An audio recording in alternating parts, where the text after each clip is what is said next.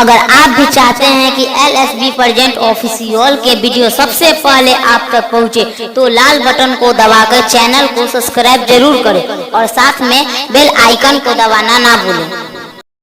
बोली बोली बिना पुस्तक धारने की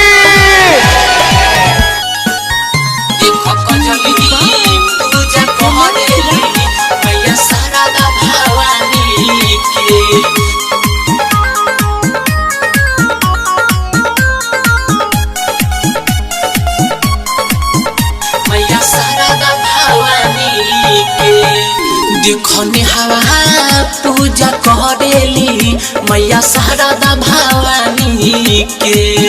देखने हवा पूजा करेली मैया शारदा भवानी के।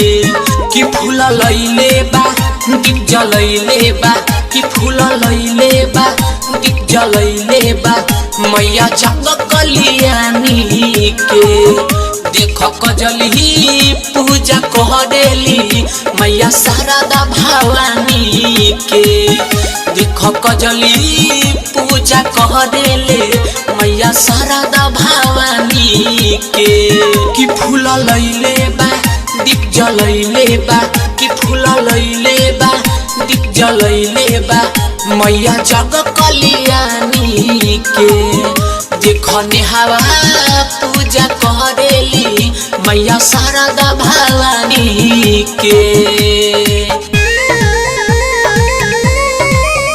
मैया शारदा भवानी के। देख कजली पूजा करेली मैया शारदा भवानी के।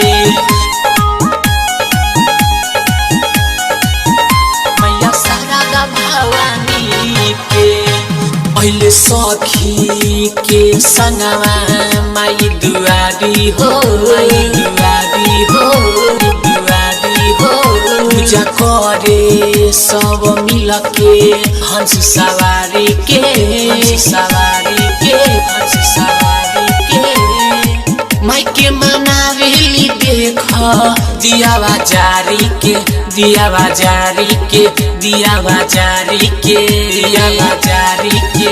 पहले सखी के संगवा माई दुआरी हो, दुआरी हो, दुआरी हो पूजा करे सब मिल के हंस सवारी के, हंस सवारी के, हंस सवारी के। माई के मनावेली देख दियावा जारी के, दियावा जारी के, दियावा जारी के। माई के मनावेली आरती लगावेली विद्या दानी के। देखने हवा पूजा करेली मैया शारदा भवानी के। देखने हवा पूजा करेली मैया शारदा भवानी के। मैया शारदा भवानी के। देख कजली पूजा करेली मैया शारदा भवानी के। मैया शारदा भवानी के। सब लोग के तो बाटे पर शादी हो, पर शादी हो, पर शादी हो लागे दिहले माई करा खूब आजादी हो, खूब आजादी हो, आजादी हो।